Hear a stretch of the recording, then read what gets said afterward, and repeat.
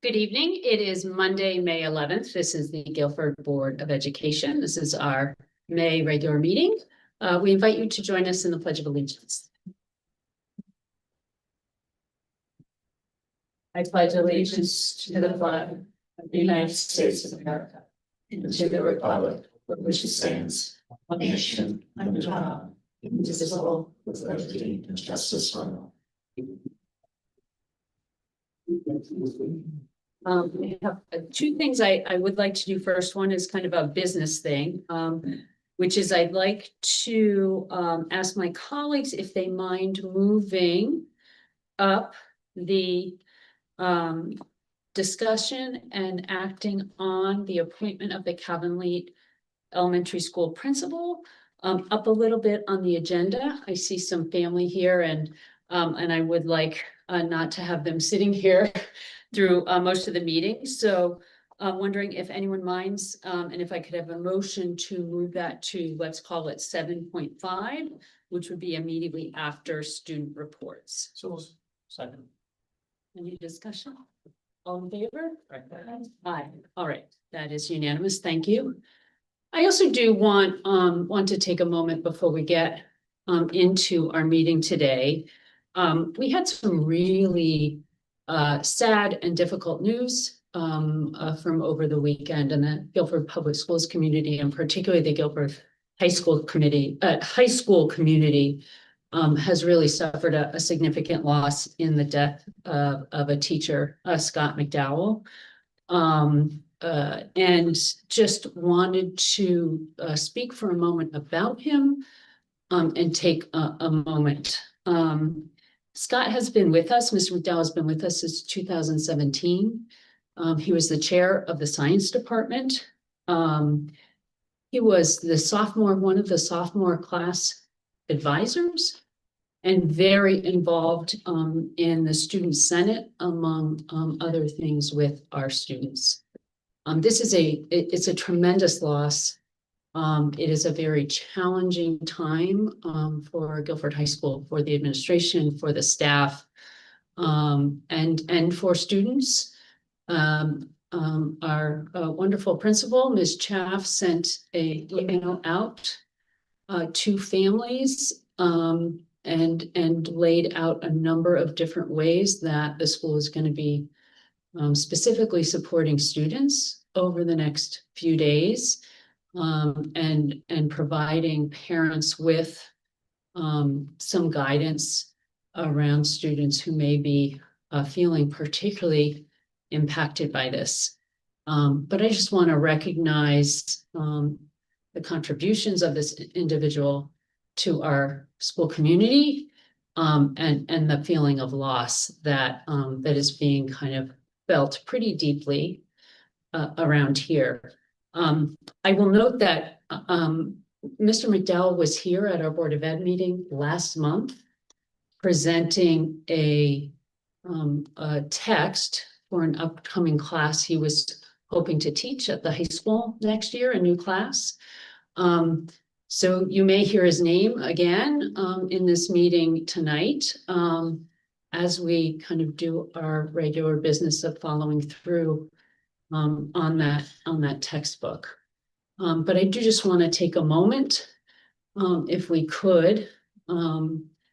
Our thoughts are with his family, for sure, but also with our staff, our administration, our students here in Guilford Public Schools.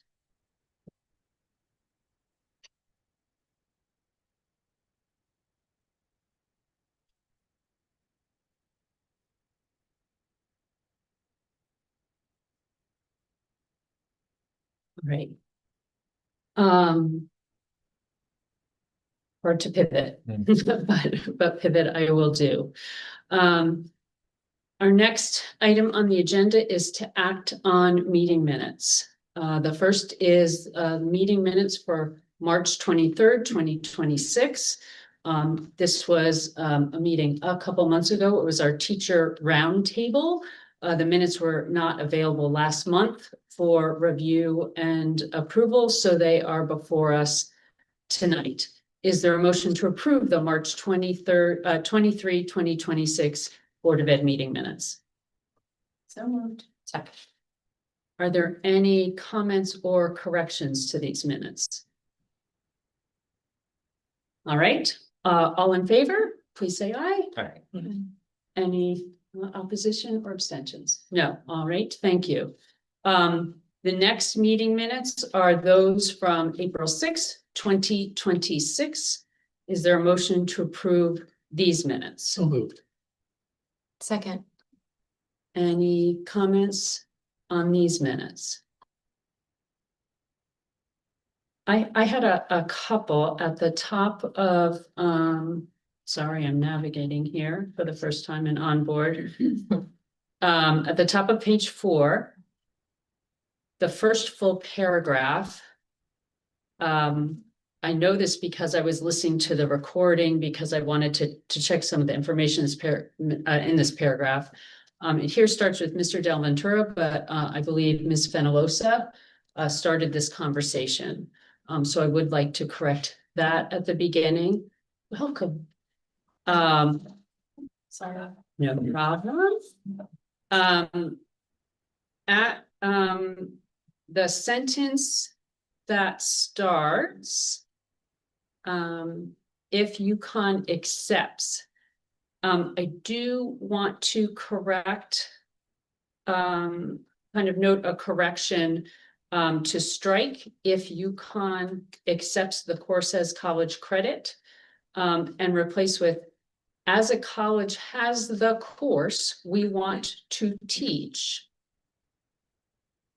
And then add after apply as an instructor the following.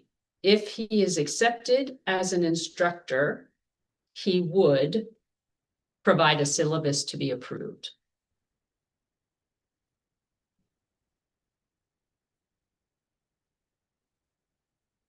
And then in the next sentence, just to clarify where the hope for the course would be, correction in the next sentence to change if at the very beginning of the sentence, and just start with the UConn deadline has passed, and then add an and. Central Connecticut State University is very anxious to start a relationship with us, etc.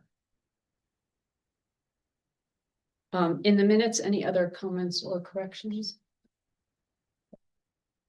All right, so if a motion is second, all those in favor of approving these meeting minutes as amended, please say aye. Aye. Any opposed or abstentions? All right. Next, final meeting minutes to approve the May 5th, 2026 Special Board of Education meeting. This was our meeting last week to make reductions to our budget based on the required reduction made by the Board of Finance in response to the failed referendum of $525,000. Is there a motion to approve? So moved. Second? Second. Any comments or corrections on these minutes? Do we want to make note that this was not recorded? Absolutely. Okay. So we do want to apologize to our Guilford community. Every intention was to live stream this meeting. We did have technical difficulties and were unable to. We then tried to record the meeting, and the recording did not happen. We thought it was a recording, it did not happen.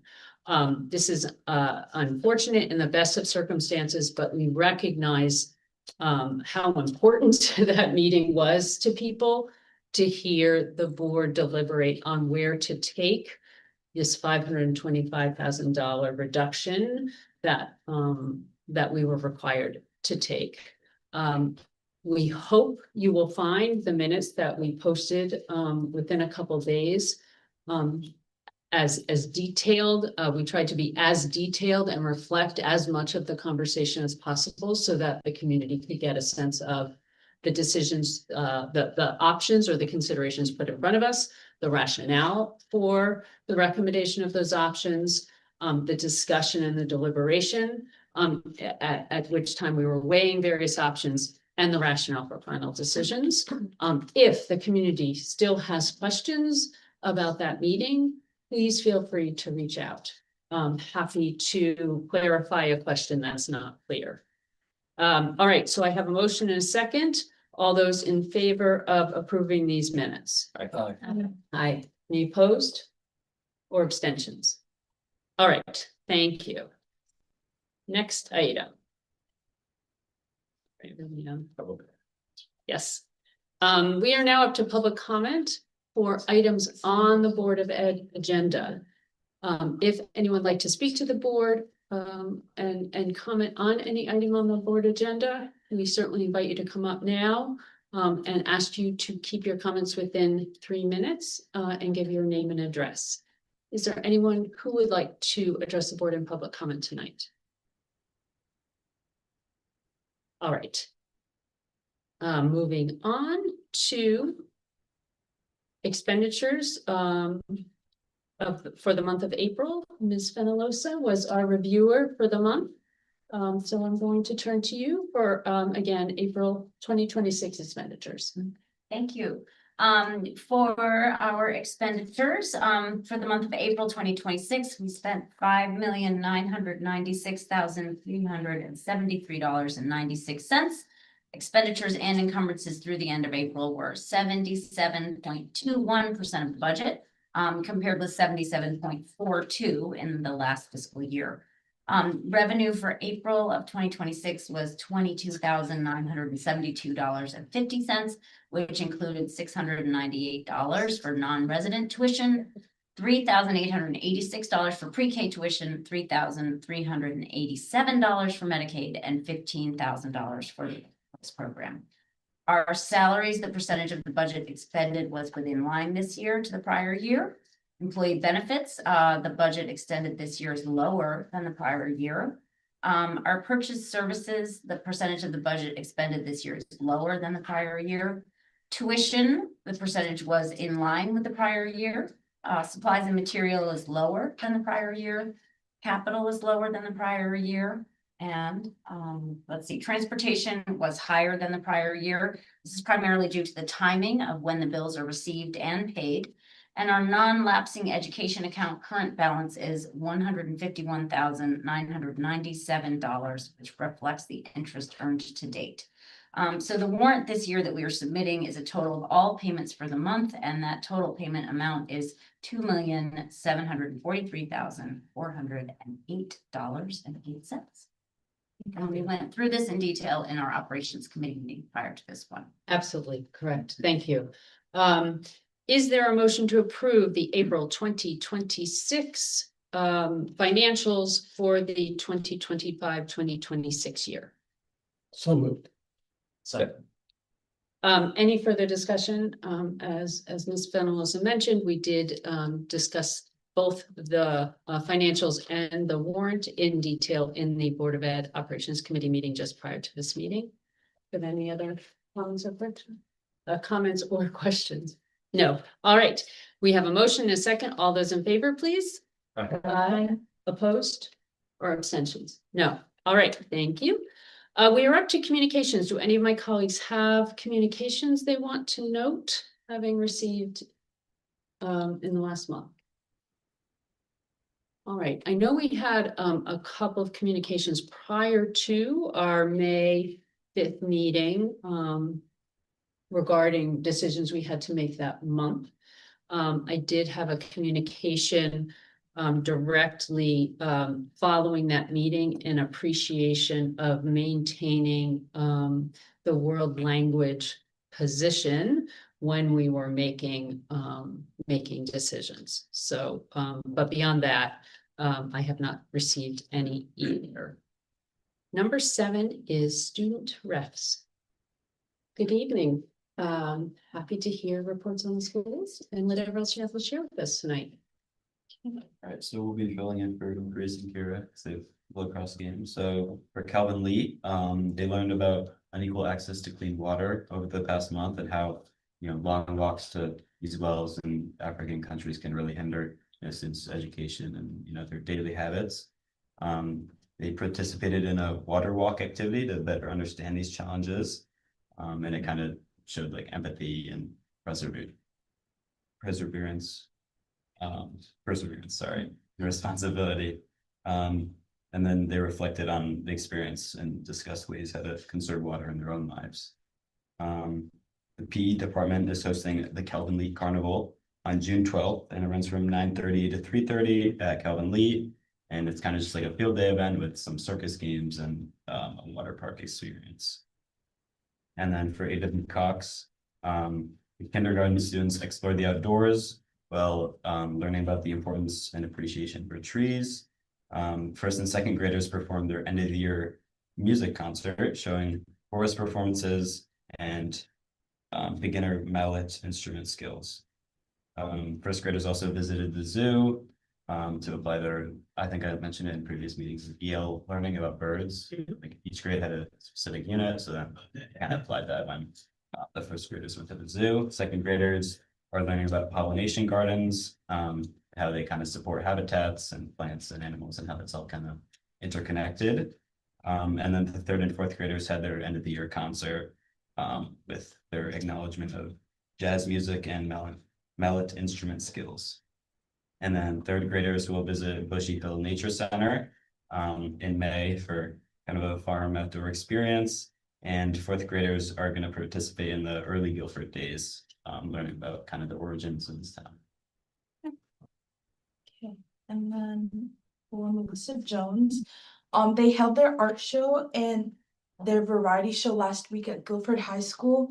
And so all the K through fourth grade students had artwork represented. And the PTO pulled off another spectacular variety show, as they said. And they said that students from all grades performed and showed off a multitude of talents. And the high school auditorium was a great setting for that. So they want to say thank you. And then they said that they had 51 students participate in their readathon, and Jones was able to raise $7,397 for the Sarah Foundation. And then kind of like a couple of field trips for the different grades. So first grade invited their families in to come see all the work that they've been doing in their bird unit. And then they followed that up with a trip to the Robert Troy Peterson Statuary, I think, with binoculars in hand. And then last week, grade 2 took a trip to the Dinosaur State Park, and they're also planning a trip to the Magus Point in Madison, which will take place later this month. And then for grade 3, they're gonna have a field trip to the U.S. Coast Guard too later this month. And then for grade 4, they're also celebrating Early Guilford Day next week. And then they're also going to have an artist in residence program from the Hartford stage come to their school, I think, starting from June 1 to the 4th. And then everyone is looking forward to a field day on May 29th. Then for Baldwin, they have just celebrated their Teacher Appreciation Week, and they recognize the dedication and the dedication of their faculty and staff in supporting the academic and social emotional growth of their students. And then in addition to their PTO meeting for the celebration of their hardworking teachers, students took the time to create thoughtful cards and write letters of gratitude and appreciation to the teachers. And then in support of Neurodiversity Awareness and Celebration Month, students participated in Who is Who activities, highlighting influential individuals with neurodiversity, helping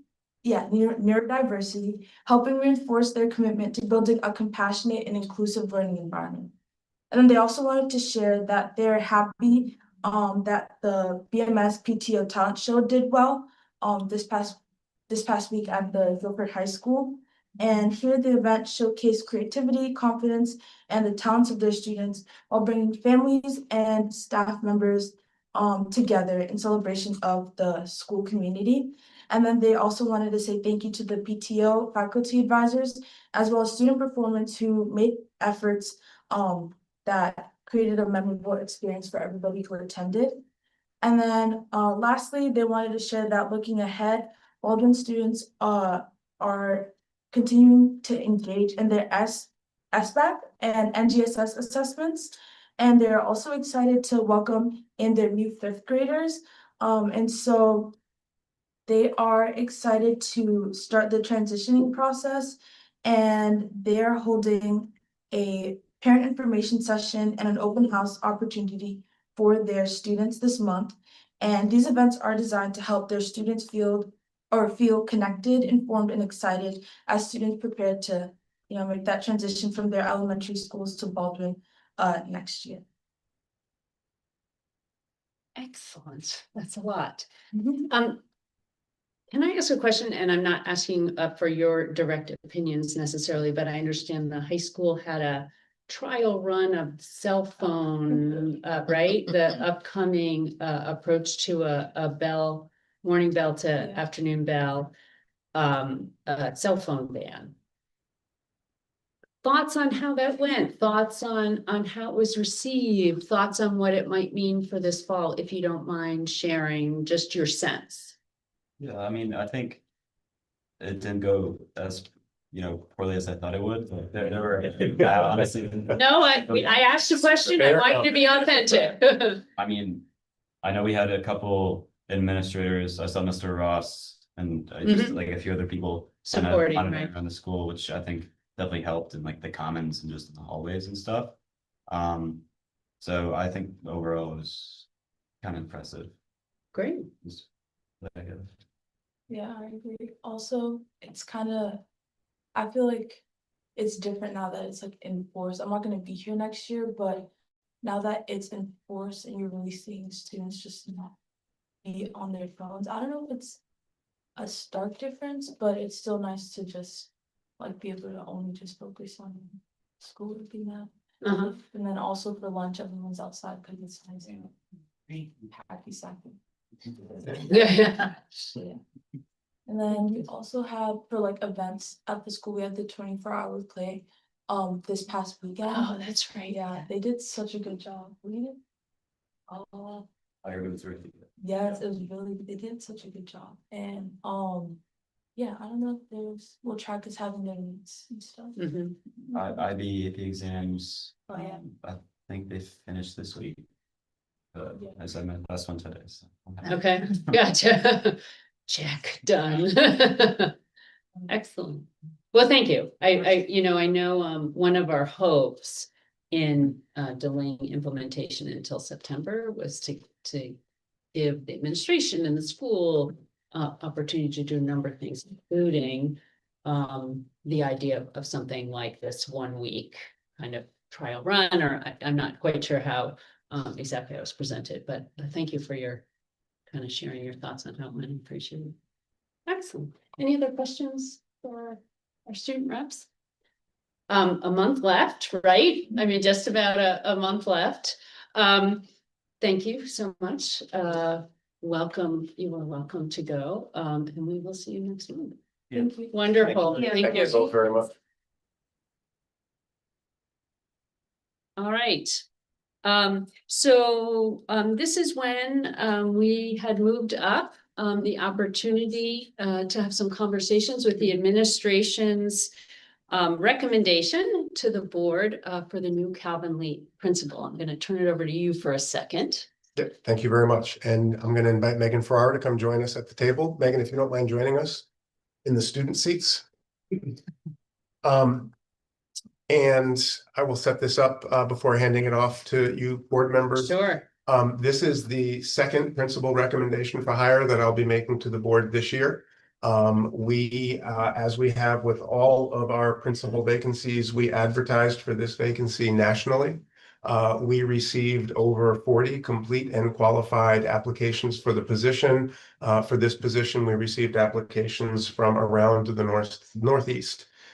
We invited 5 very qualified finalists to come in to be part of this process, which included 4 rounds of interviews. The interviews included representative teachers and parents from the Calvin Lee community, as well as other administrators, central office and building level administrators from around the district. Dr. Hirsch participated as a board representative. The process also included site visits and extensive reference checking. It was an impressive pool of candidates that we met for this position. At every step through that process, Ms. Ferrara rose to the top of this group. I am very privileged tonight to present Megan Ferrara to all of you. I know that you're going to have some questions. I know that you're going to have some conversation for her, but I am presenting her and asking for your approval for this appointment. Megan has been part of Guilford Public Schools for the past 13 years. She has served as an instructional coach in 2 of our schools. Most recently serving the last 10 years at Calvin Lee as an instructional coach.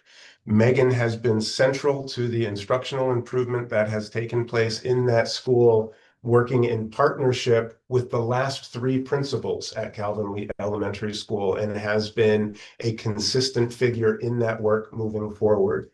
It is a little unusual for me to bring a candidate to this board in this community who will be accepting their first principalship.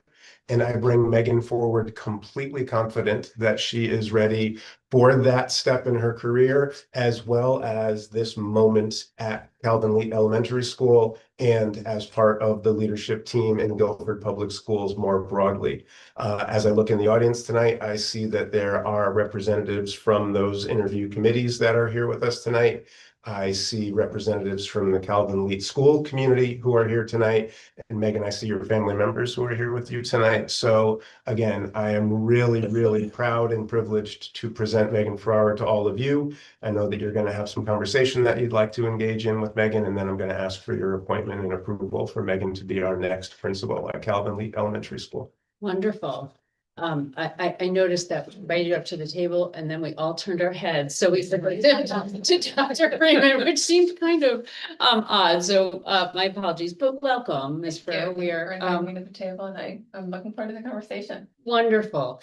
Yeah, so this is just an opportunity for us to get to know you a bit, you know, to ask some questions as each of us thinks about kind of the role of the Calvin Lee principal. And again, just I hope you don't mind. No, no. I'll start us off here. You will, I mean, you've been part of the Calvin Lee community for a while, 10 years. right? Mhm. Becoming its leader is going to be not only a shift for you, but for a number of the people you work with. How are you thinking about that kind of shift?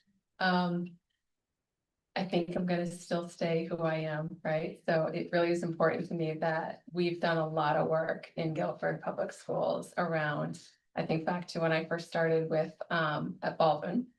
I was one of the coaches that was first there. So like I was able to bring coaching to Baldwin. We started with questioning the author, and the really crux of that is thinking about cognitive demand.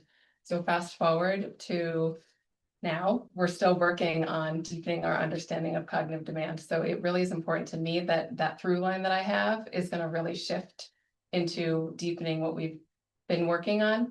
I would say in the last 4 years, we've one of my really important things to me is that things are practical and manageable. So as a coach, I was thinking with teachers around what's practical and manageable. As a leader of the building, I'm going to do the same thing. What's practical and manageable?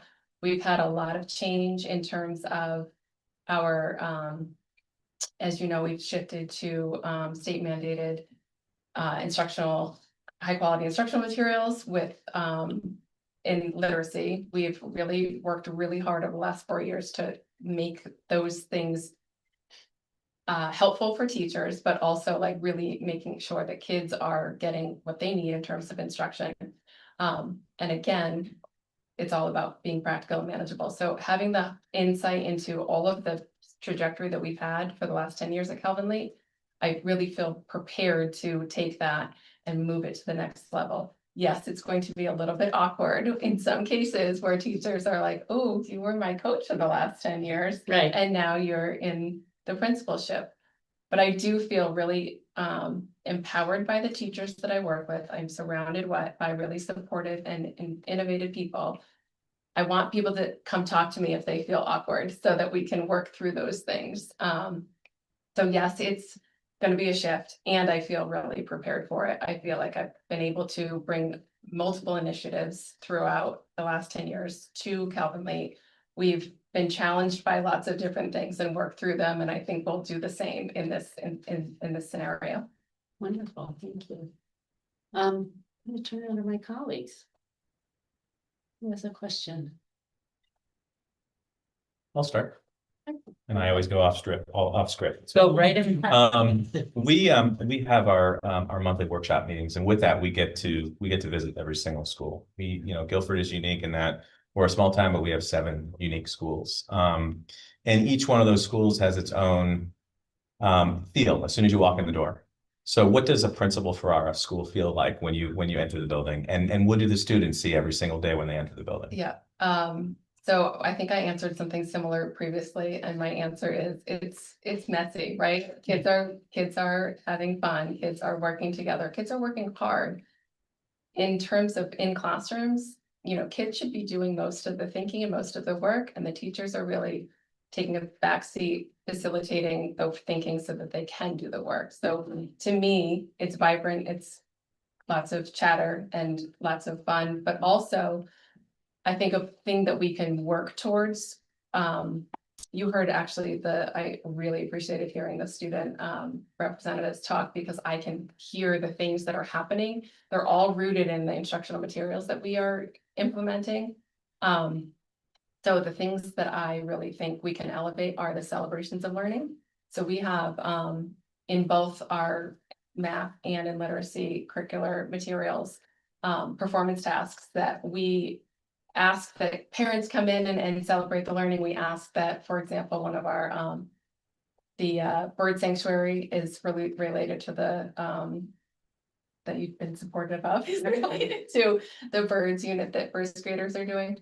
I'm thinking about how are we able to spread more celebrations of learning around those things so that we can help people in the community, students, parents, teachers, see each other's celebration of learning and the work that we're doing so that we elevate the portrait of graduates competencies that we are actually learning. So we hear them all the time, we see them, but we're not necessarily marking that for kids. Like we want to say to them, like, hey, you are being a responsible collaborator right now when you share that marker in class or in your classroom. So thinking through those kinds of things, I think is really important.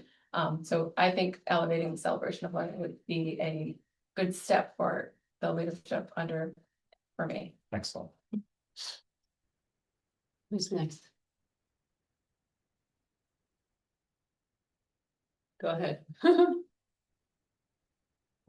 I guess, Go ahead. No, go ahead. First of all, I live directly across the street from Calvin Lake, so say hello. And I've got twin daughters that are in 4th grade, so you're Yes, just they missed will. them. I know them well and they will transition.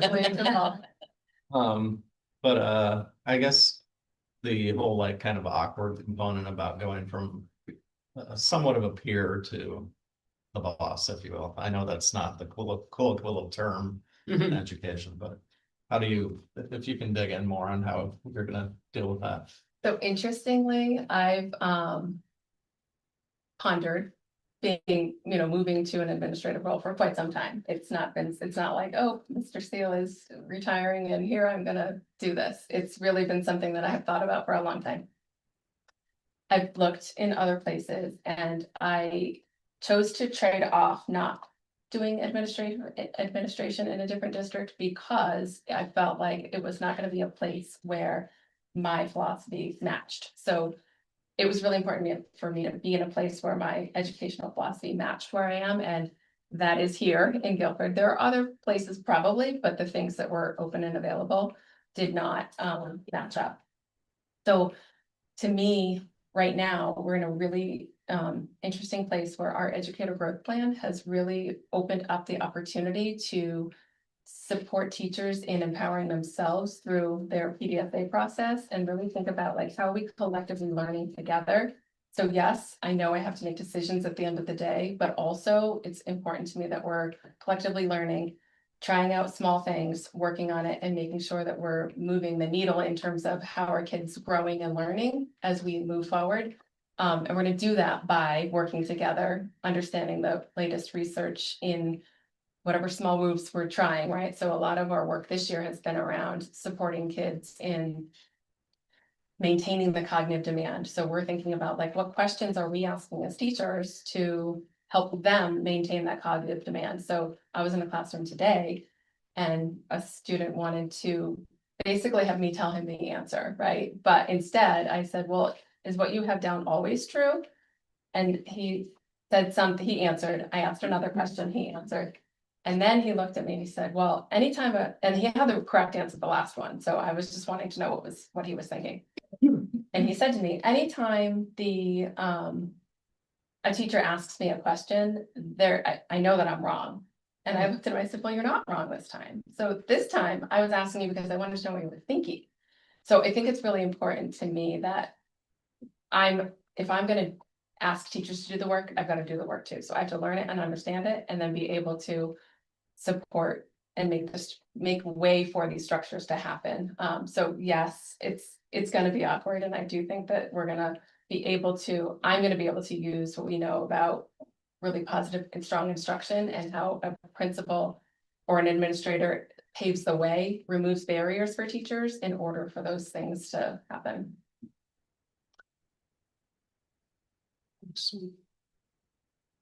Other questions?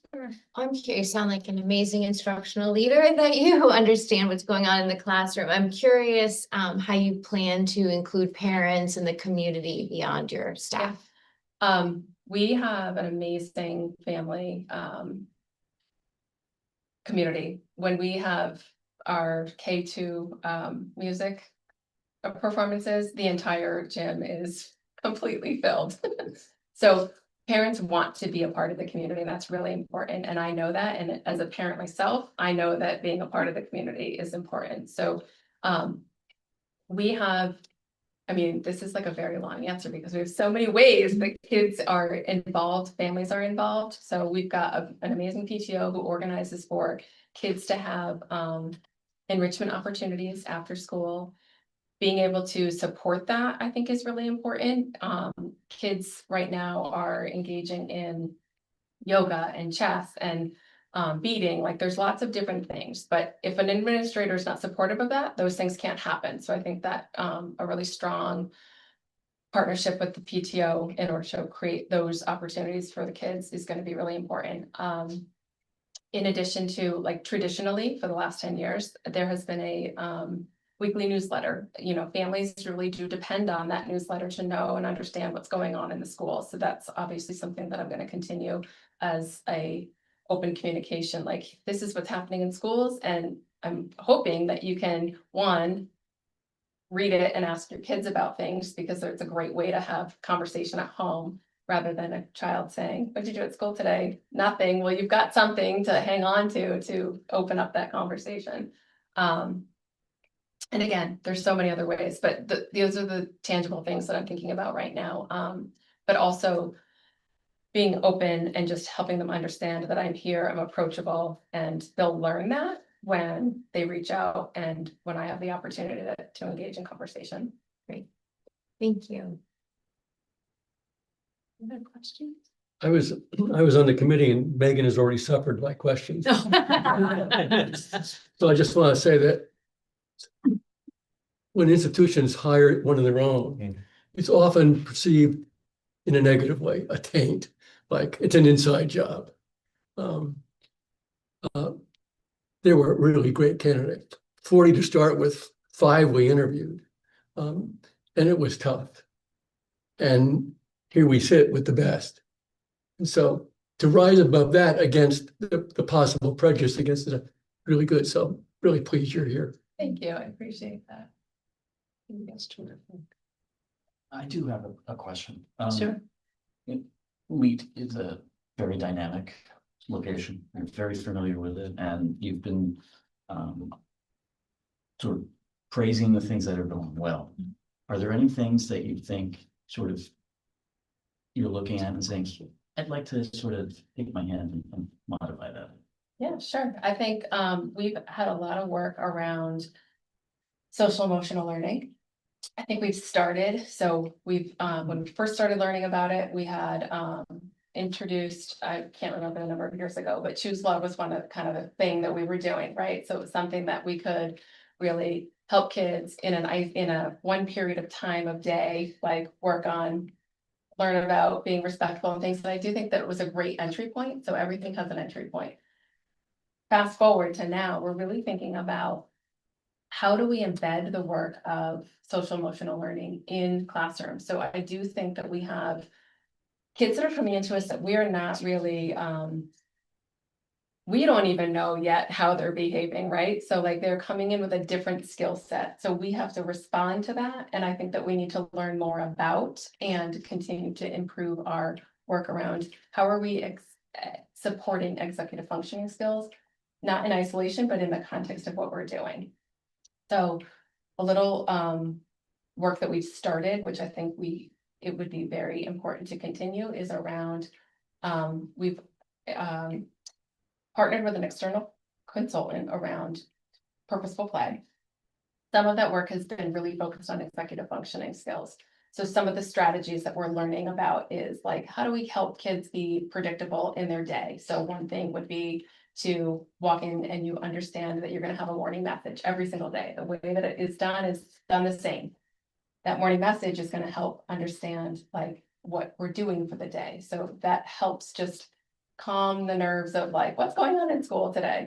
I also think that the way that we help kids, the way that we teach into them in the moment rather than reactively is really important. So really leaning into that social emotional work that we have started and really deepening it to help kids really manage and regulate themselves.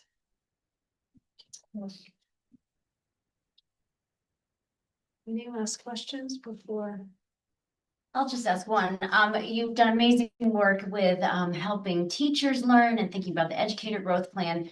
And it is a learning journey for you as well. So I'm curious, as you look ahead toward the coming year, what would you mark as success and what things do you hope to learn and even get better at in this role? I'm really fortunate to have been a part of many district NIC groups, so the Network for Improvement groups, and the administrators that are here tonight, I've actually had an opportunity to work alongside them in a capacity of where we're learning together. We use in our professional learnings meetings, we use the same things that we're asking teachers to do and the same things that kids are doing. So when we randomly group our children, we randomly group our teachers, and I get randomly grouped when I'm in a meeting. So I actually have the opportunity to already have the support of the administrators in district. I do think the mark of like a successful year is going to be, do parents feel like they can come to me and talk to me when there's a challenge? Do kids feel like they can come to me and talk to me when there's a challenge? Do teachers feel like they can come to me and talk to me when there's a challenge? Can I listen and learn from what's happening? And then being able to use the administrative team and of support to be able to really dig into what I need to do. Because I'm a learner myself, I need to be able to rely on the support system that exists and deepen my understanding as well. Thank you. You're welcome. Excellent. Well, thank you for engaging with Thank us. you. Very important for us to get this opportunity. Before I do what I will do now, which is we are being asked to ratify the appointment of the following administrator, Megan Ferrara, for the Calvin Elementary School principal. Is there a motion to do so? So moved. Second. Any further discussion? All those in favor? Aye. Aye. That is unanimous. Welcome. Thank you. So much.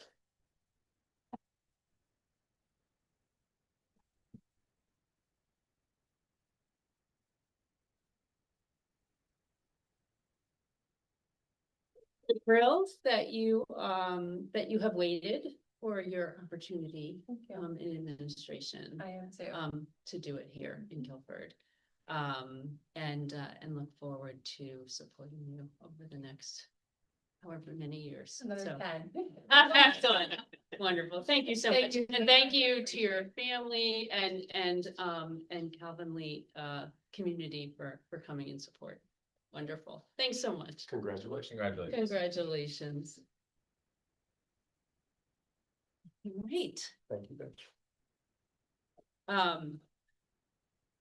We're gonna now go back to our agenda to Dr. Freeman, your report. Thank you very much. First, I'll start by saying thank you for that. Thank you for your support. We are incredibly excited about the team that we are building for next year. Dr. Balstraci, I also want to thank you for taking a moment to recognize Scott McDowell at the beginning of the meeting today. I want to additionally take a moment just to reiterate what you had mentioned, that we do have plans in place for the high school tomorrow. So there are plans to support students during the day tomorrow in all of Scott's regularly scheduled classes, as well as the 2 student organizations with which he was so involved. There are going to be informal breakout opportunities for any students during the school day who feel that they need an opportunity to debrief or to reflect or to receive support. And there will be supports in place for the adults, for the colleagues who have worked with and who have lost Scott as well. So again, thank you for the recognition at the beginning of this meeting. I just wanted to repeat for everybody that we are very much prepared to support our students and each other tomorrow as we come to school. I wanted to note that in your packet today, we have a notification of an upcoming field trip. There is no necessity for the board to act on this, but per policy, I am required to notify you of an upcoming out-of-state field trip. So we have plans for next April vacation. We expect that students will be out of school from April 12th to 16th, which aligns with the April break. There will be no school days that are missed for this trip.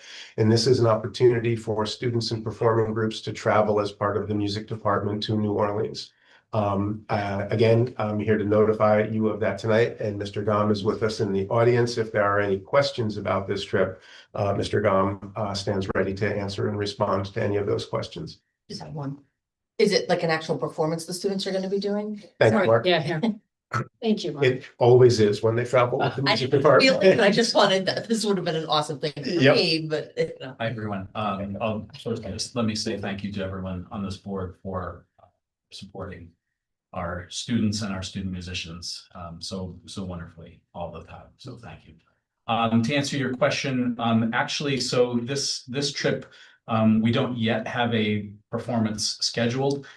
We have a series of workshops. They're looking to have them take place at Loyola University. One little unique thing about this trip is that it's all of our music ensembles, so everyone that plays an instrument or sings. So the students that go are kind of a mix of different groups. Thank you. So we don't necessarily have a built-in sort of performing ensemble with a repertoire that they've been practicing. But they will be bringing their instruments, they will be bringing their music folios, and will be at the very least doing workshops at Loyola or some similar situation. And if it does turn out that we have the right pockets of students in the various groups, then yes, then the company is ready to set us up with performance venues of various kinds.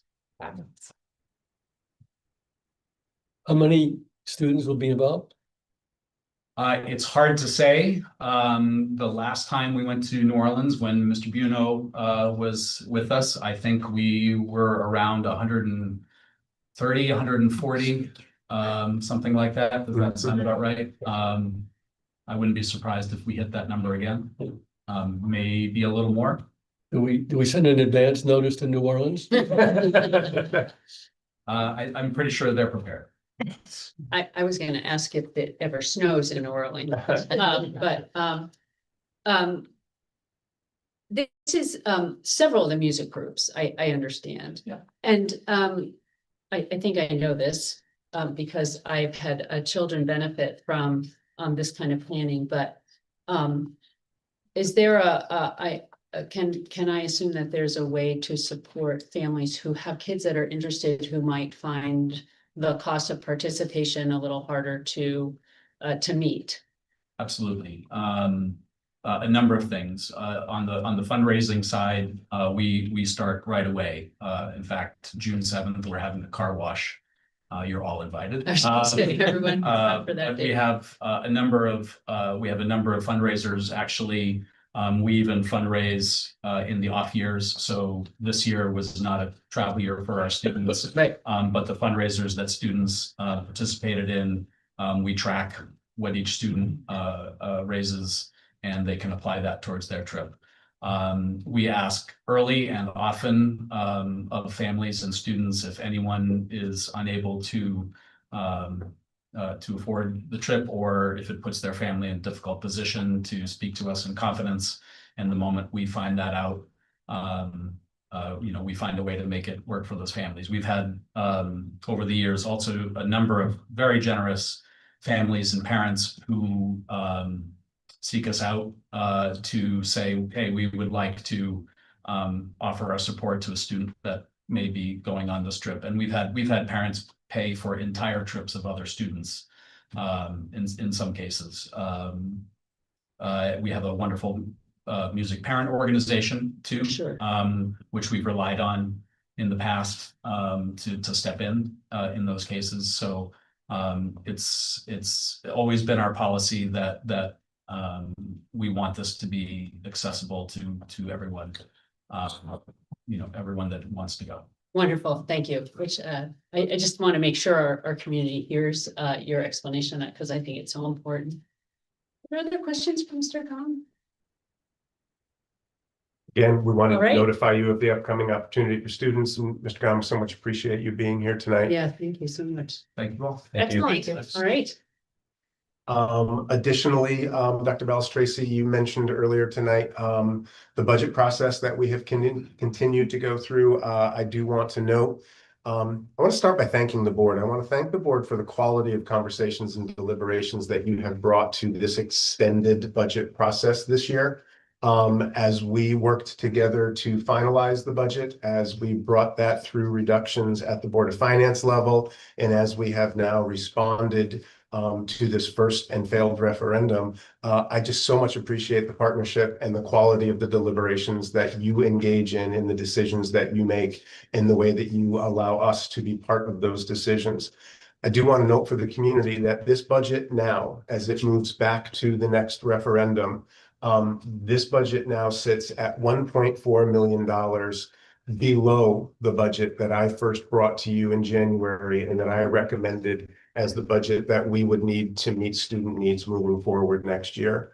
I have concerns about that level of reduction, but I am also confident that working with the leadership team, working with the building leaders, working with the teachers, that at this level we can continue to meet the needs of our students and in fact provide the quality education that we have come to expect in Guilford for the children of Guilford. That being said, it is really, really important that this budget move forward and that we bring this budget season to closure, and that we not continue to reduce this budget moving forward. So it is important for me to remind the board, but more importantly, the community, that the first step is tomorrow. Tomorrow back at this building at 7:30 of the next town meeting, where we have the opportunity to move the budget as it currently sits forward to referendum. There is also an opportunity for there to be a motion to reduce but not increase either the town or the school budgets tomorrow. And again, I feel that this budget is at the point that it must pass as is and should not be reduced further. Following that town meeting tomorrow evening, the budget then returns to a referendum vote on May 19th. We will be voting at all the town voting places, including those that are housed in our Guilford Public Schools. And again, I will simply state that it is from the seat in which I sit and from as I look at the budget that we now have in the year that sits in front of us tomorrow, is enormously important that this budget passes. And so I want to take this opportunity to encourage everybody who is watching this meeting to go out and vote for this budget on May 19th, and in fact, vote to approve this budget on May 19th, so that we can be done with the budget process and move forward, providing those services in that year of education that we need to provide next year for our students. Which is two enormously important dates as we move this forward. And I will just add to your comments, perhaps mostly echoing them.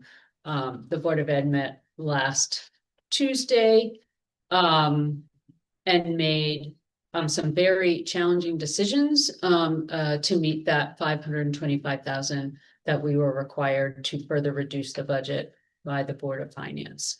A lot of the discussion was which positions we were going to be reducing. A very difficult place to be. I am very concerned about where we will have to go if this budget does not pass. And so I am urging people for whom support of this budget is important, whom want to continue to support Guilford Public Schools in this community, to make sure that you get to the polls, to make sure that your partner or spouse or family members in town, friends, neighbors, please talk this up. This is really going to be super challenging if this budget goes down and we are back at this table determining what the next positions are that we're going to have to remove in order to meet a budget cut again. So I do want to be that specific. I'm really concerned if this budget does not pass. All right, thank you. Thank you. Our next, we are now up to the board agenda items. We have already done 9.1 as we moved it to speak with and approve Ms. Furra's principalship here at Guilford Public Schools. So now 9.2 is to act on other personnel items. We are being asked to ratify the resignation of the following teachers: Kelly Bush, Adams Middle School math teacher, effective June 30th. Rebecca Corcoran, Calvin Elementary School, Guilford Lakes Elementary School special education teacher, effective May 16th. Beth Milton, District ELL teacher, effective June 30th. And Maureen O'Day, sorry, I just lost the, Maureen O'Day, Adams Middle School science teacher, effective June 30th. Is there a motion to ratify the resignation of these teachers? So moved. Can I have a second? Second. All in favor? Aye. Aye. Any opposed? Any abstentions? All right. Next is to ratify the retirement of the following teachers: Harry Breelman, Guilford High School science teacher, 19 years of experience with Guilford Public Schools, effective June 30th, and Carolyn Vanacore, Adams Middle School guidance counselor, 35.5 years of experience with Guilford Public Schools, also effective June 30th. Is there a motion to ratify the retirement of these two teachers? So moved. Second. All those in favor? Aye. All right, that's everyone. A thank you to these two individuals who combined have given us more than 50 years of service. We are also asked to ratify the non-renewal of the following teacher: Leah Schatzline, Guilford High School, Melissa Jones, Elementary School physical education health teacher. Is there a motion to ratify this non-renewal? So moved. Second. All those in favor? Aye. Aye. That's everyone. All right, thank you. Thank you. Next, we are being asked to act on the textbook request that was brought to us last month. Nutrition from Science to You, 4th edition. This is the textbook that is being requested to support the human chemistry course on nutrition for the hopefully an ECE. Correct. ECE course, which is a college level course that would be offered at Guilford High School next year. The textbook has been at central office for folks who are interested in looking at it further. Is there a motion to approve the purchase of this textbook? So moved. Second. Any discussion, questions about this? We did have again an opportunity to talk a little bit about this last month. It really seems like a very exciting course, and I think one of the things that several of us on the board are very excited about is the extension of college level courses within the high school. In general, are excited about those offerings, but really excited about the kind of purposeful attention to broadening the opportunity of these courses to a larger group of our student population, to really make sure that we're giving students of all levels and all interests an opportunity to take college level courses. Dr. Balstracy, that is exactly the point I was going to make, and remind you all that a month ago, when you had the opportunity to engage in conversation with Mr. McDowell about this course and this text, that was exactly what he chose to highlight, that this is an opportunity for more students to gain early college credits, and not just the students that might traditionally see themselves as taking your IB courses. And I just can't think of a more fitting tribute than this course moving forward. You said it better than I was going to. Yeah, I mean, just the opportunity, because Mr. McDowell really did come to us with a lot of excitement about offering this opportunity to our students. All right. Next. Sorry.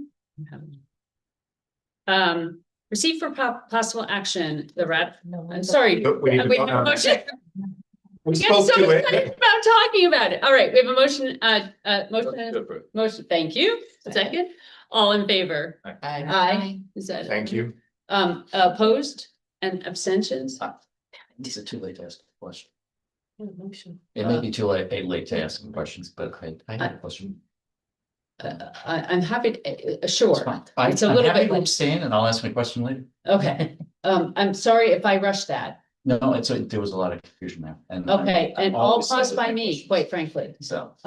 Would you like to ask the question now? Let's get it, let's get an answer to your question, please. We're on the topic. I was just trying to figure out the mathing for the cost, and I just was struggling with it, in terms of.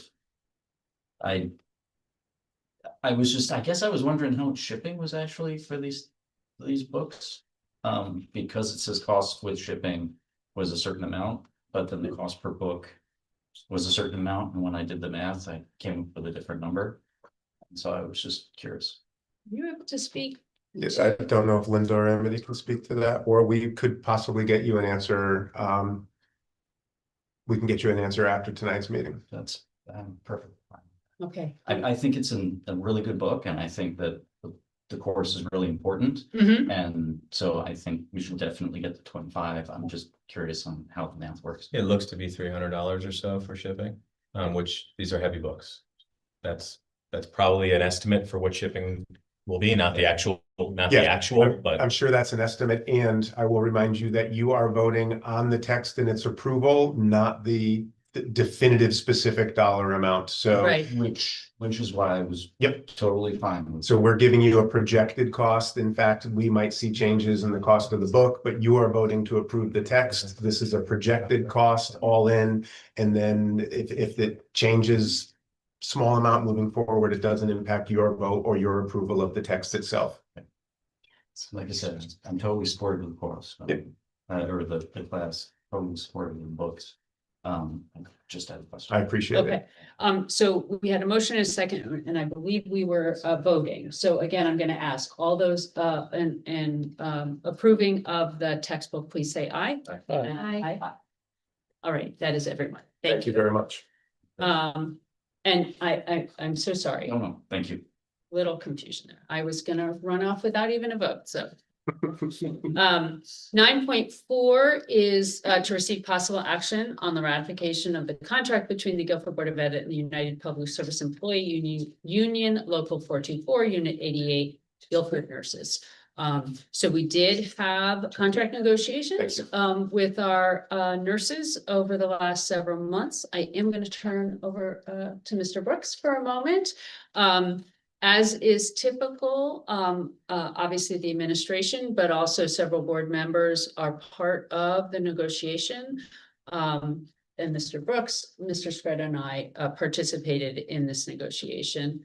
And I think you volunteered to share just a summary of some of what is reflected in the bargaining unit that agreement that we're gonna vote on tonight. Yeah, full disclosure, this was my first of these bargaining unit negotiations that I participated in. And for me, it was a wonderful experience. It really was. It was, I think it took three separate sessions ultimately until everything got sort of hammered out. As it ends up, it's a 3-year contract, retroactive to July 1st, 2025.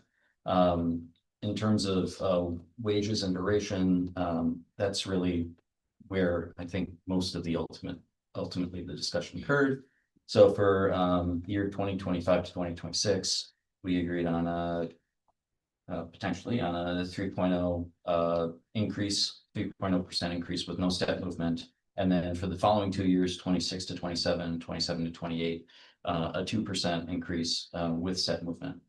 Other areas of change from previous agreement, looking at insurance, there's no change to deductible funding for this year, but for next year, starting July 1st, 2026, it goes from deductible of $2,000 and $4,000 to $2,250 and $4,500 respectively, I think is the Right, single and family. Right. Right. Yeah, and then with regard to the premium contributions, those stay at 22% for the 2025-26, as well as for 26-27, and then it increases to 22.5% for 27-28. The other say minor modification, there was an increase in allowance for clothing for uniforms from $350 to $500. And then there were some slight modifications in terms of leave. Bereavement leave was increased from 3 days to 4 days. And personal leave was converted from 2 days of personal leave to 3 days of temporary leave to sort of be in line with other countries. So I think most of the other things were wordsmithing and some syntax and context. But I think that's the gist of it. Yeah.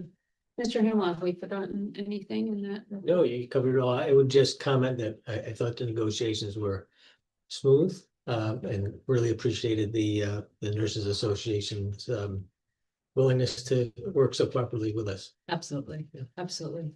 And certainly very much also appreciate their service Very to our students and to our Guilford Schools community. Do my colleagues have any questions before we vote on this? All right, so we're being asked to vote on the collective bargaining agreement as is presented in our documents and summarized by Mr. Brooks. Is there a motion to approve? So moved. Second. All those in favor? Aye. Aye. Opposed or abstentions? All right, that's unanimous. Thank you. Dr. Belstracy, if I may, I'd like to note that with this approval of the nurses contract, this marks the 5th bargaining unit agreement that has been renegotiated and concluded this year. I just want to take a moment and thank Mr. Hamill and Mrs. Trudeau, who participated in all 5 of those negotiations, and acknowledge the time commitment that has been involved. I want to thank all the board members who served variously on different negotiating committees and those of you who served on multiple negotiating committees.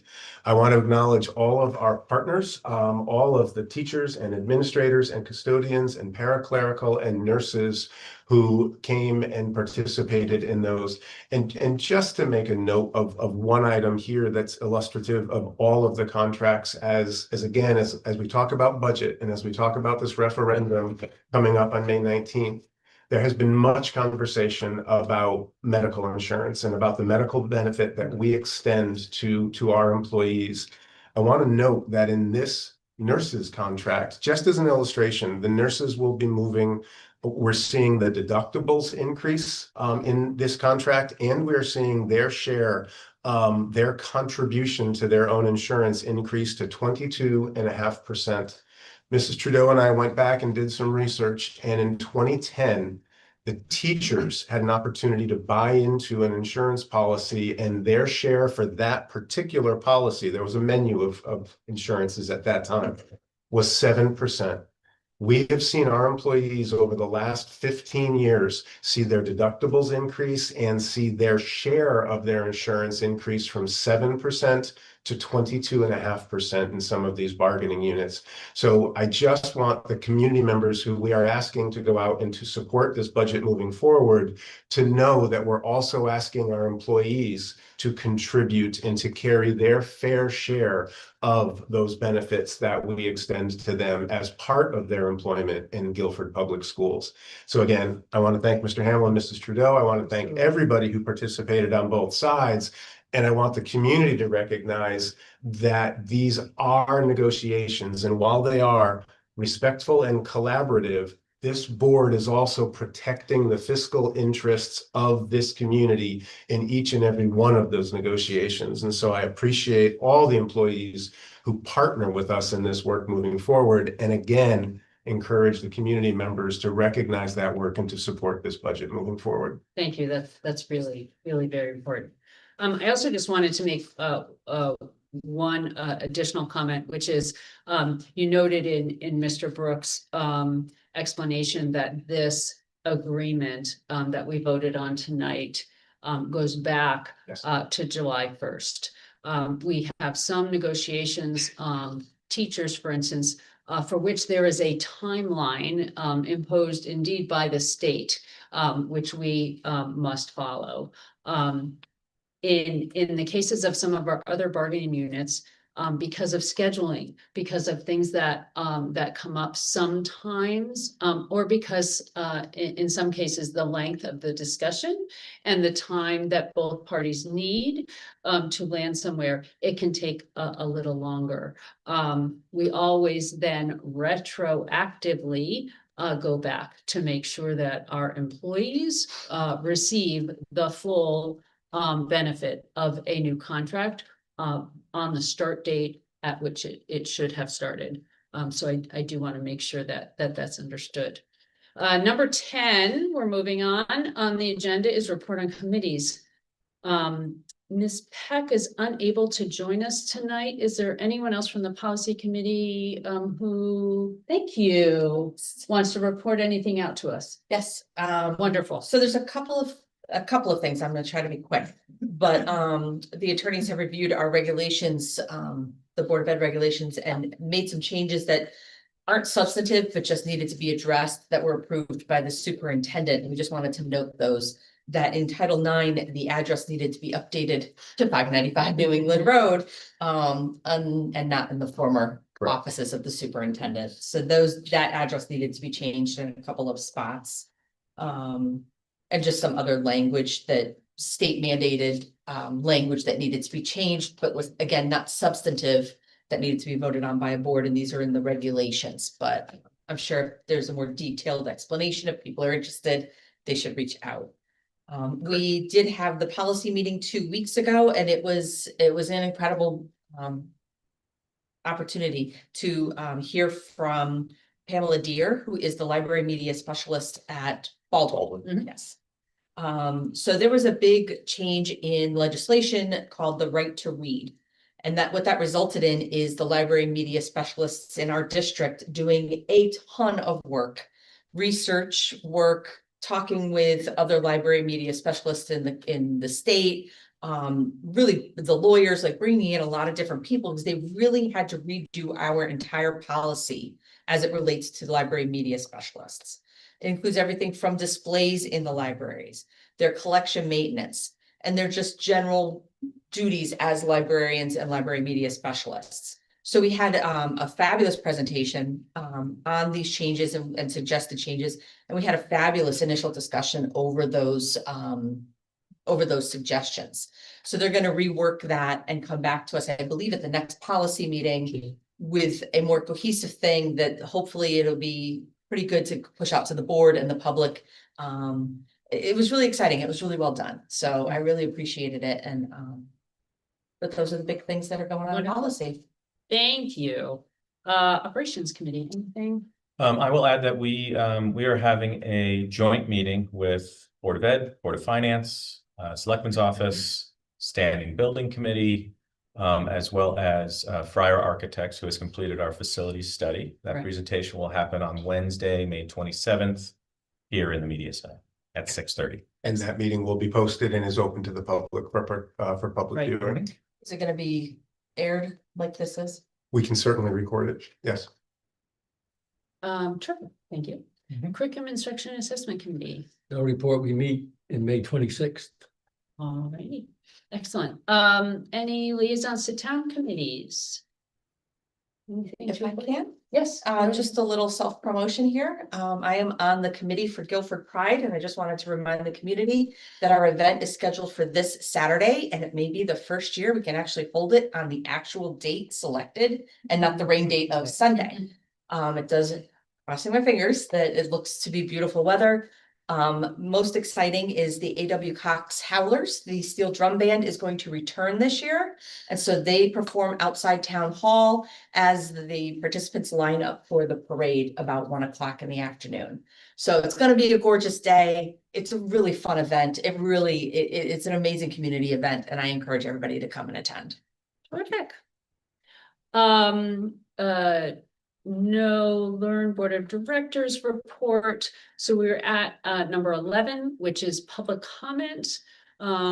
This is a moment for the public to address the board if interested. This does not have to be on an item on the agenda when it gets to this public comment at this point in the meeting.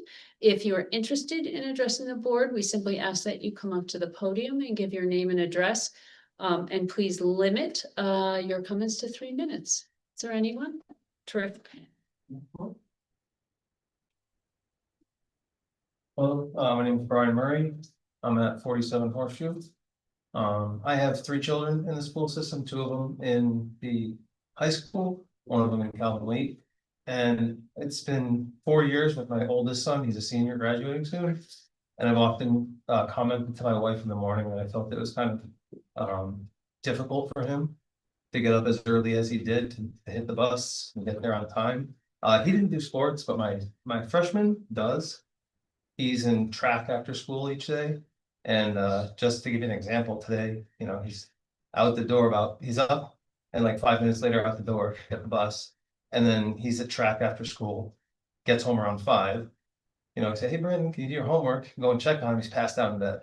So I was speaking with Polly at one of the track events, and she brought up this later start concept, and I was really surprised to hear about it. So I was encouraged by it. I wanted to come. I told her, so what can I do to help? And she said, well, just come and voice your support for it. And I understand that they're considering a task force. I read through some of the material that she gave. I think it's a good idea. I support the task force entirely. And if it works for the Guilford district and there's no financial or logistical hurdles, I would encourage them to consider moving the start time, at least for the high school students, to a little bit later than it is now. All right. And that's the comment that I want to make. Thank you. Thank you. Thanks for coming. Thanks. Is there anyone else who'd like to address the board?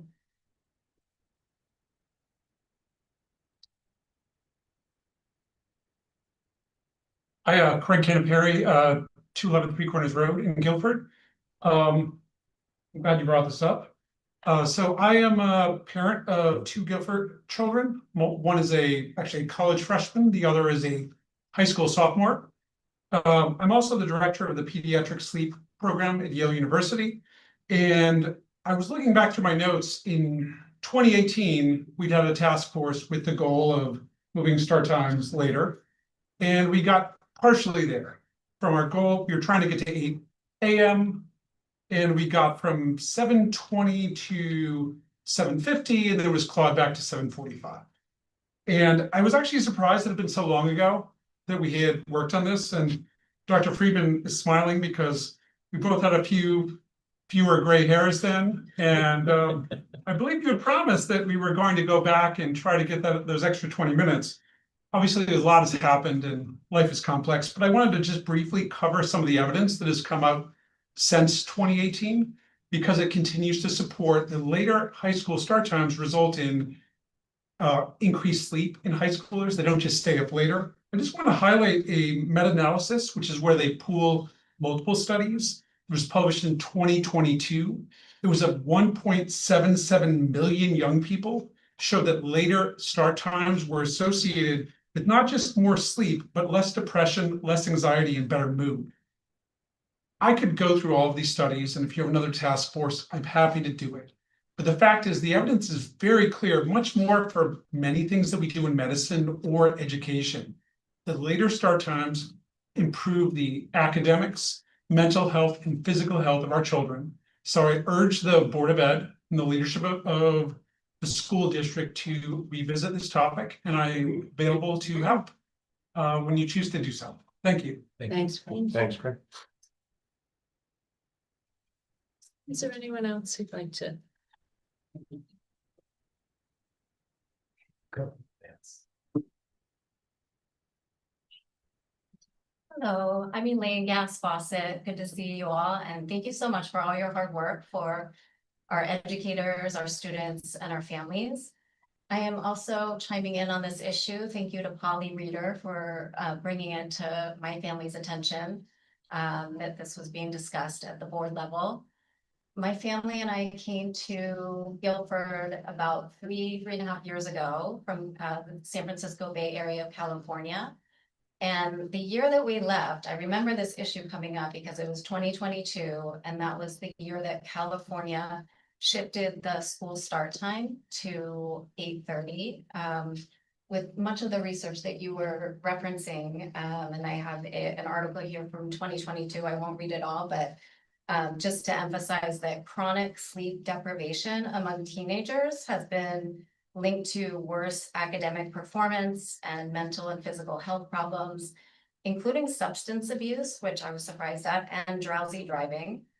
And because of the litany of public health risks, the American Academy of Pediatrics has called for school start time to be no earlier than 8:30 a.m., as even 60 extra minutes of sleep per night can have major benefits to staving off long-term health issues. So I encourage the board to consider a task force or some forum to discuss this issue. Thank you so much.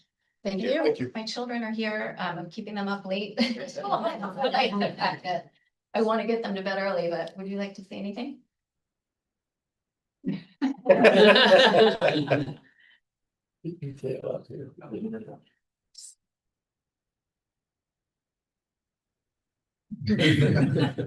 Hi, I'm Scarlett. I'm an 8th grader, so I'm gonna be a freshman next year.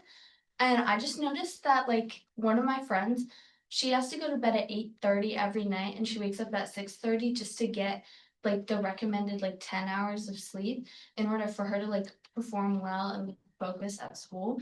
And I, on the other hand, that's not just possible for me, because I have like sports and homework and extracurriculars that just make it where I have to go to bed just a little bit later.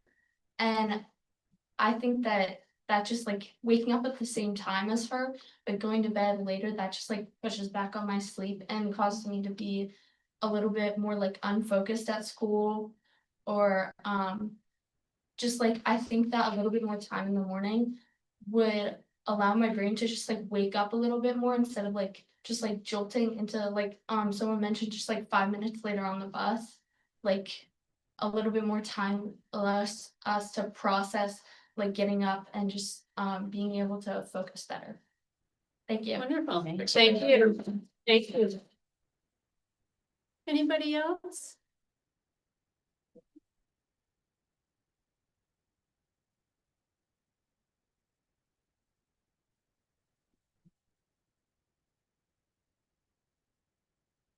Hi, I'm Alex Hetherington. I live at 150 Boston Street, and it's a tough act to follow the director of the pediatric sleep center at Yale and an actual student who's dealing with this problem. But I've looked back at the past year or so of the Board of Ed discussions, and I think we've now had 3 psychologists, including the chair of the Yale psychology department, 2 medical doctors, including one here tonight, 6 lay parents like me who are interested in this topic, and now 3 students talking about it. And the question is, why does it keep going up? And I think the answer is really simple, and we all know the answer.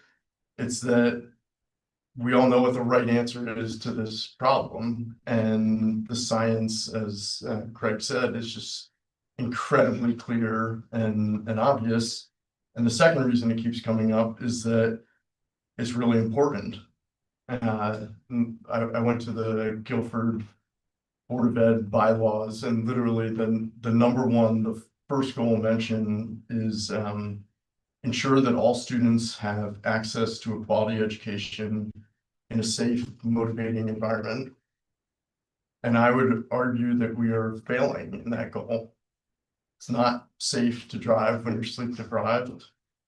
It's not safe for the mental health to ask adolescents to operate with a permanent sleep deficit. It's not a motivating environment to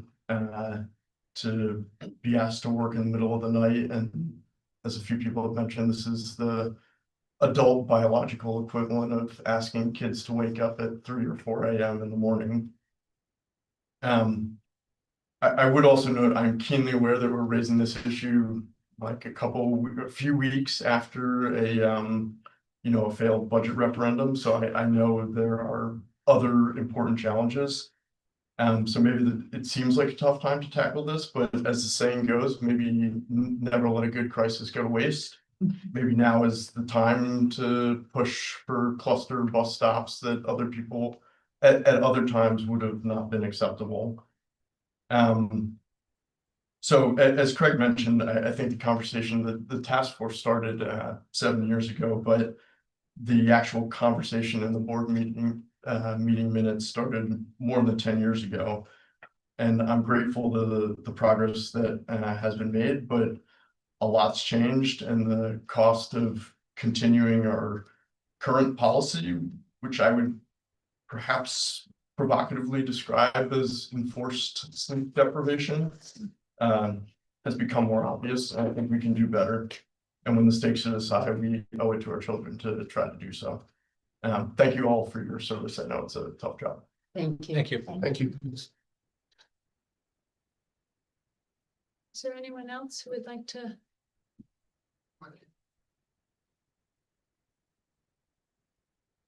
Hi, I'm Stella Foster. Hi, I'm Natalie Foster. As our older sister Scarlett mentioned, we benefit greatly from getting at least 8 to 10 hours of sleep each day. During sleep, our brains sort through new information, making it easier to learn and solve problems the next day. Proper rest also helps us stay patient, calm, and ready to participate in class. Without enough sleep, we may feel tired, distracted, and less able to keep up with school expectations or activities. Going to school earlier often means we are expected to fall asleep much sooner, which can be difficult when our evenings are filled with homework, sports, and other important activities outside of school. These responsibilities leave little time to wind down, making it challenging for us to rest properly before when we start. That's why I think not only for the high schoolers, school should start earlier, but for like the middle schoolers too. Thank you. Thank you. you.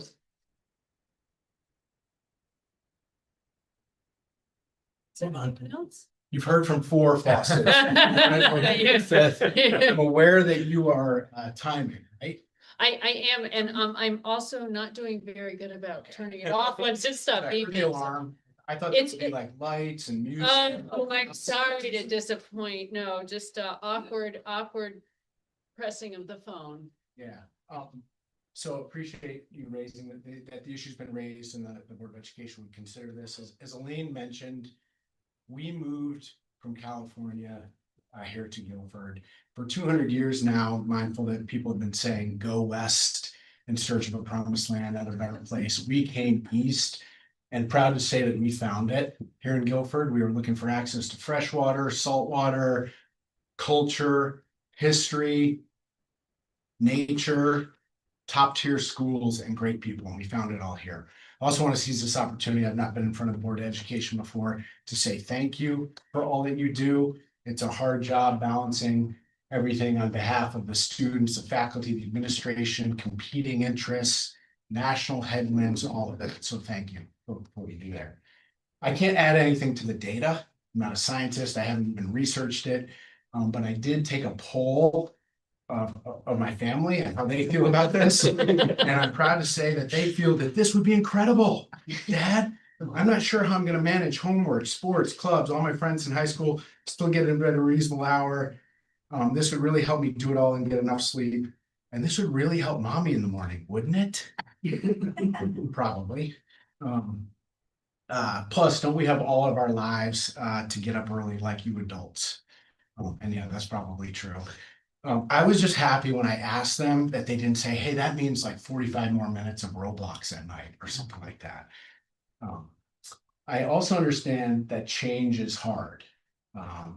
Thinking about change is difficult, and that takes courage. Actually implementing change takes even more courage. So I just want to acknowledge the courage that it takes amongst the committee and the town members and those that care about this for considering this.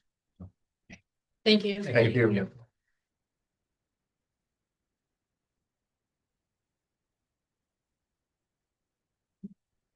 Good evening, everyone.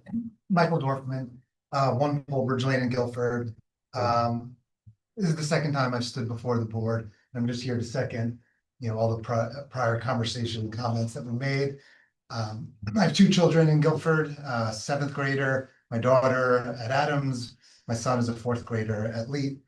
I'll keep my comments short because it's hard to follow an expert. I'm also a physician, but not an expert in this field, but I just want to lend my support to later start times. You've had experts, I believe, at the last board meeting today, and I implore you just to reconsider, the workshop going forward. Thank you. Thank you. Anybody else? I'll make sure we give time. All right, I'm not seeing anyone else. Thank you all for coming and providing your input to us. We absolutely appreciate the engagement. Excuse me. Sure. As I understand it, we are going to have a task force. So, yeah, I was going to take about opportunity at the closing comment section to note, we will be putting together a study group, a task force of sorts. We intend to use the model that we employed with Teague. I believe that Mr. Hamill and Dr. Goss and I have a meeting scheduled, if not for later this week, possibly next week, to start looking at what the appropriate time frame would be, to start thinking about who to people that task force with. I am enormously pleased to hear Dr. Kanapari volunteer his time once again. And so we will be looking to put together a working group of sorts to dive into the research, to dive into what was done 7 years ago when we looked. We will certainly be addressing the financial and logistical hurdles that do exist, but we will be going into it with an open mind, trying to figure out how to get closer to the target of 8 o'clock that we set all those years ago, if not something closer to 8:30 as recommended. I will note that I continue to be supportive of a statewide move, which would make the logistical challenges easier to cut through if the entire state could move the way other entire states have. But Guilford dealt with the issue of cell phone, and now the state is putting out a statewide statute and mandate for cell phone restrictions months after Guilford chose to do something in that area. We'll be putting together some kind of study group and getting that information out in the coming days. Okay. And I appreciate all of the people who spoke tonight and those who have spoke repeatedly over the last several months, urging us to move in this direction once again. Wonderful. Especially the Right. kids. That's right. Yeah. All right, so we have come to the end of our meeting. I will entertain a motion to adjourn. So moved. Second, please. Second. All in favor? Aye. Aye. All right, thank you so much for joining us tonight. A lot of ground.